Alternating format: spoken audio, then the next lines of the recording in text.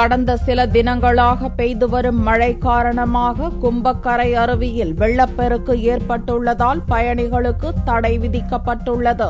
தேனி மாவட்டம் பெரியகுளம் அருகே மேற்கு தொடர்ச்சி மலை அடிவாரத்தில் அமைந்துள்ளது கும்பக்கரை அருவி.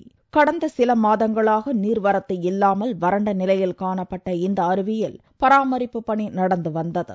இந்நிலையில் கடந்த சில தினங்களாக மேற்கு தொடர்ச்சி மற்றும் கொடைக்கானல் மலைப்பகுதிகளில் பெய்து வரும் மழையின் காரணமாக அருவியில் தண்ணீர் கொட்டியது. வெள்ளியை உருக்கி கொட்டினாற்போல் விழும் அருவி தண்ணீரில் குளிக்க சுற்றுலா பயணிகள் கும்பக்கரைக்கு வர ஆரம்பித்தனர். தற்போது கும்பக்கரை பகுதியில் பெய்து வரும் கனமழையின் காரணமாக அருவியில் வெள்ளப்பெருக்கு ஏற்பட்டுள்ளது.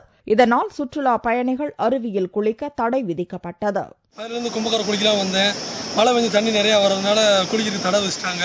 குளிக்க முடியாதனால மன வருத்தத்தோட திரும்ப போறோம். மழையின் அளவு குறைந்து நீர்வரத்து குறையும் பட்சத்தில் அருவியில் குளிக்க சுற்றுலா பயணிகளுக்கு அனுமதி அளிக்கப்படும் என வனத்துறையினர் தெரிவித்தனர்.